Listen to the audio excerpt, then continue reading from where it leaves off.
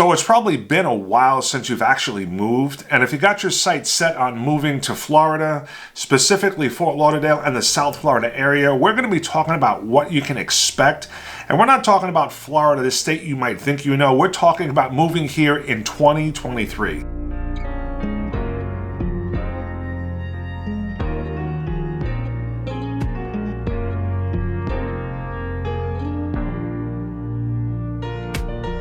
Hey guys, it's Robert, and if you're looking for a channel that's going to tell you everything you need to know about moving to, living, and buying real estate right here in South Florida, then this is definitely the channel for you. So don't forget to subscribe to it.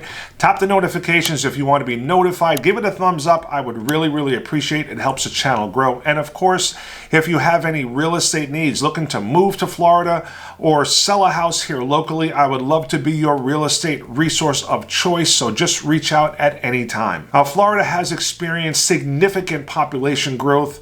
The fastest in the entire country, so you will definitely notice that. If you haven't been here for a while, haven't visited in a while, especially in the last few years, you'll notice right away as soon as you step foot, in the area, you're going to see cranes are popped up everywhere throughout the landscape. If there's an available space to build, they're going to build on it. We're talking everything from retail shops, commercial spaces, and especially housing. Now, we have a real shortage when it comes to housing, so you're going to see new developments going up all over the place. It doesn't matter if it's townhomes, condos, rental complexes are popping up all over the place. If there's a smaller, older building in a prime spot, they'll knock it down to build some sort of a high-rise there. Now, things are booming here, but not everyone is happy about the situation, especially people that have lived here for a number of years or people that are born here, because it really has changed what Florida used to be like. Now, from my own personal experience, I've lived here since 2006, and I can tell you it just seems crowded all the time. So we always have that tourist season, which is really in the winter months, but it just seems like it's never going away. It's always crowded. You'll for sure notice this with the traffic. It takes longer to get any place you're going to be going anywhere in South Florida. And this used to be only during rush hour, but this seems it doesn't matter what time of the day it is, you're always going to be sitting in some sort of traffic. They're also doing a lot of construction on our roadways. So I-95 is the absolute worst.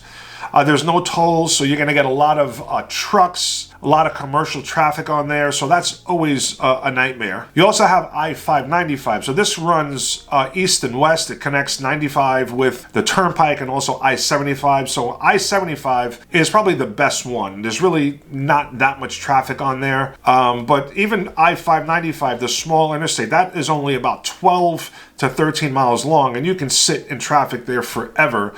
If there's a traffic jam or a little bit of an accident. So they're trying to, or they are, widening all these roadways. So, right now with the traffic and the driving, it's just really a pain in the butt. Also, when it comes to driving and traffic, you can expect to run into some pretty terrible drivers. Now, I am not sure what the deal is with the drivers here in Florida.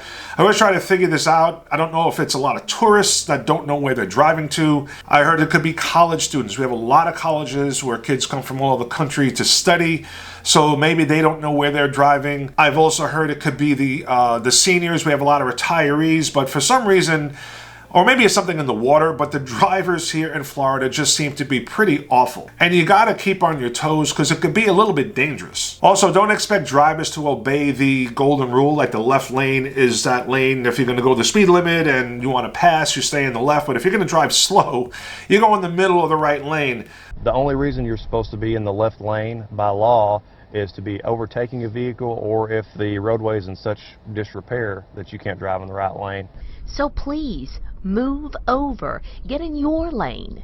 No, they don't obey that here in Florida. You'll have people that just sit in that left lane. They're going under the speed limit, and they don't realize, the commotion that they're causing behind them. So driving, you'll notice right away what the drivers are like when you get here to Florida. Also, another thing to expect is the cost of living is at an all-time high. So Florida used to be that state where you can, move to, and it was cheaper than where you were coming from, and you can buy a nice property for a low price, but all of that has changed. Every aspect of cost of living has gone up, especially when it comes to your housing costs. Now, unfortunately, this is more true than ever here in South Florida, which is really Miami, Fort Lauderdale area, and Palm Beach. It's most expensive in all of Florida, and it does not seem like that's going to be changing anytime soon. So every aspect, housing prices are at an all-time high, and they are rising. Property taxes, all-time high, and they are going up along with the housing prices. Homeowners insurance is going up as well. That's just a total disaster here, unfortunately, in the state of Florida. They are doing some things to try to, rein that in and get it under control. Hopefully that happens very quickly, because I know a lot of people that are getting hammered with their home insurance premiums. Now, add all that to just the general cost of living that has gone up, significantly throughout the nation. Everything is more expensive, groceries, gas. So it's just like a perfect storm, but South Florida is as expensive as it has ever been. And I don't see anything changing, at least in the near future. Now, on the positive side, having to do with finances, one thing that has not changed in the state of Florida is that we do not pay any state income tax. And believe me, this is a big deal, because when it comes time to do your taxes and you don't have to pay that state income tax, you're going to be very, very happy. There's some places like New York where it's like 13%. So think about what you make and how much 13% of that income is that you have to pay the state. We don't have to pay that here in Florida. So I don't know anybody that will not be happy about that. So also, the economy is booming here in South Florida. So there are job opportunities everywhere, especially in tourism, healthcare. Finance is another sector that is really booming here in South Florida. So a lot of firms have left New York and other places like that and set up shop here in South Florida. So there's a lot of job opportunities that were not here, say several years ago, that are popping up right now. So that's definitely a great thing. Also, tech is really picking up here in South Florida. Miami has become a new tech hub. So things are definitely looking up as far as the job market. Again, things are kind of booming in that area here in South Florida. Now, another huge positive and a huge draw of Florida is that it offers a beautiful outdoor lifestyle with incredible activities like boating, the beach, golfing, all kinds of outdoor sports. Now, the weather will fluctuate depending on where you move to in the state of Florida, but here in South Florida, year-round, beautiful weather. Now we have to mention hurricane season, which is from June through November, but this is just part of living in Florida. If you live here, you accept the fact that that is always a chance you're going to get hit with something.